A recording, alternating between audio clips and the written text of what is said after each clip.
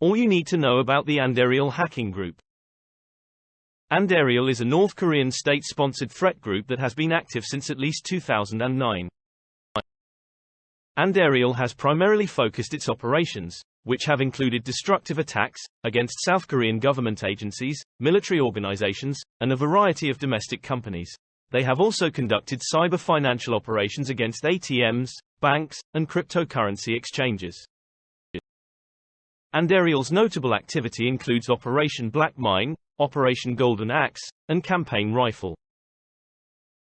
Andariel is considered a subset of Lazarus Group, and has been attributed to North Korea's Reconnaissance General Bureau. North Korean group definitions are known to have significant overlap, and some security researchers report all North Korean state-sponsored cyber activity under the name Lazarus Group instead of tracking clusters or subgroups. The hacking group is associated with the following hacking groups: Silent Cholima. Subscribe to the CyberWarzone channel for more news, tips, tricks and downloads.